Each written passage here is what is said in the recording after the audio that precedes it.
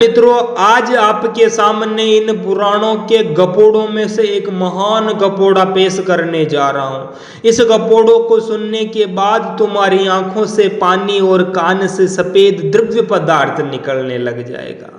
इन पुराणों ने धर्म को नष्ट करने के लिए, जो सनातन धर्म सृष्टि के प्रारंभ से चल रहा है, उसको नष्ट करने के लिए आज से ही नहीं, पोपों ने 3-4 हजार साल से महान प्रयास कर रखा है। उनमें से हमें तो हमारे घर वालों ने ही लूटा है। देखो पोप जी क्या आदिवध की कथा लिखते हैं, हम आपको सुनाते हैं।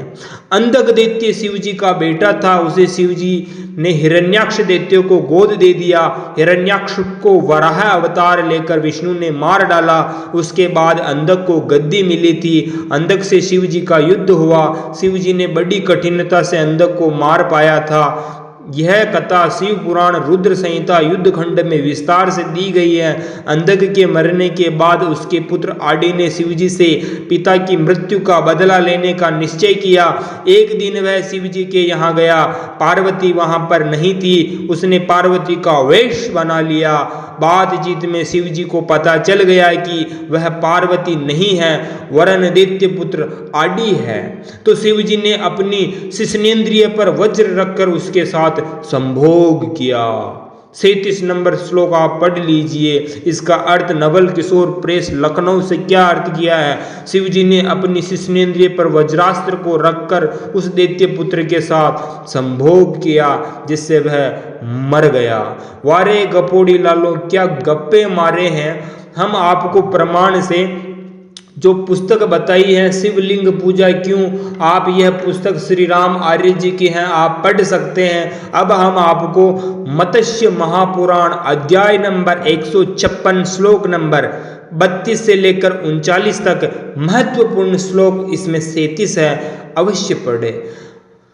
जब आदि ने देवी का रूप लिया था, तो अब आदि के और अपने पति शिव के बीच में क्या संवाद चल रहे थे, आप स्वयं देखिए। पतिदेव, आपके अतुलनीय पति प्रेम की प्राप्ति के अभिप्राय से मैं तपस्या करने गई थी, किंतु उसमें मेरा मन नहीं लगा, अतः पुनः आपके निकट लौट आई हूँ। उसके ऐसा कहने पर शंकर जी के मन में कुछ शंका उत्पन्न हो गई, परंतु उसे उन्होंने हृदय में ही समाधान करके छिपा लिया। फिर वे मुस्कुराते हुए बोले, सूक्ष्मांगी, तुम तो मुझ पर कुपित होकर तपस्या करने गई थी न, साथ ही तुम स्वभाव से ही सुदृढ़ प्रतिज्ञा वाली हो, फिर बिना मनोरथ सिद्ध किए लौट आई हो, यह बात है, इससे तो मुझे संदेह हो रहा है। ऐसा विचार कर शंकर जी पार्वती के उस लक्षण का स्मरण करने लगे, जिसे उन्होंने पार्वती के शरीर के बाएं भाग में बालों में घुमाकर पद्म के रूप में बनाया था, परंतु वह उन्हें दिखाई न पड़ा। तब पिनाकधारी महादेव ने समझ लिया कि यह दानवी माया है। फिर उस दानव के साथ क्या कुकर्म हुए, आप स्वयं देखिए। 37 नंबर का श्लोक। फिर तो उन्होंने अपने आकार को छिपाते हुए जननेंद्रिय में वज्रास्त्र को अभिमंत्रित करके, यहां पर जननेंद्रिय का मतलब शिव का लिंग, जिस लिंग से पेशाब करते हैं वो ही लिंग है, कोई और नहीं। वज्रास्त्र को अभिमंत्रित करके उस दैत्य को मार डाला। वारे अभिमंत्रित करने वाले तुम्हारे क्या गपोड़े हैं। आगे इस प्रकार मारे गए दानवेंद्र आदि की बात वीरक को नहीं ज्ञात हुई। उधर उसके यथार्थ तत्व को न जानने वाली हिमाचल की देवता कुसुम मोदिनी की ने शंकर जी के द्वारा स्त्री रूपधारी दानवेंद्रिय को मारा गया देखकर अपने शीघ्रगामी दूत वायु द्वारा पार्वती को इसकी सूचना भेज दी। वायु के मुख से वह संदेश सुनकर पार्वती देवी के नेत्र क्रोध से लाल हो गए। तब वह दुखी हृदय से अपने पुत्र वीरक को शाप देते हुए बोली, वारे गपोड़ी लालो, वाह गजब गपोड़े मारे तुमने। जो शिव कैलाश के महान राजा थे, उनके चरित्र पर तुमने लांछन लगा दिया। अभी भी तुम ऐसे गंदगी से भरे पुराण पढ़ते हो, तो तुम्हें डूब करके प्रशांत महासागर में मर जाना चाहिए। तुम्हें शर्म नहीं आती? तुम ऐसे पोपों की बातें मानते हो। गजब गपोड़े हैं तुम्हारे, तुम वेदों की ओर अब भी नहीं लौटे।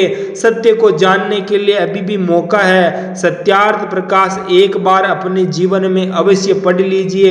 इन पुराणों में भरपूर गंदगी है, मांस खाने का वर्णन है, गुदा मैथुन करने का वर्णन है, और आपने शिवलिंग पूजा क्यों? अगर यह पुस्तक श्री राम आर्य जी की नहीं पढ़ी है तो अब भी पढ़ लेना। हमने आपको प्रमाण से पुस्तक दिखाई है, यह प्रमाण आपके सामने है, और हम आपको कहना चाहते हैं अभी भी धर्म से आप अपने धर्म की रक्षा करना चाहते हो। लोगों को मत, पंथ, संप्रदाय, मजहबों में, इस्लाम में, ईसाई में अगर अपने लोगों को जाने से रोकना चाहते हैं तो आओ सनातन वैदिक धर्म की ओर लौटो, आओ सत्यार्थ प्रकाश पढ़ो, आओ उस पूर्ण परमात्मा को जानो जो सर्वव्यापक सत्ता है, निराकार है, चेतन है। आपने इन गपोड़ों को सुनकर शर्म नहीं आती है? और मेरा निवेदन है कि 18 साल से कम उम्र के लोग ऐसे वीडियो नहीं देखा करें, क्योंकि उनकी बुद्धि में विकार न हो जाए कहीं। आपका अपना YouTube चैनल है। धन्यवाद जी।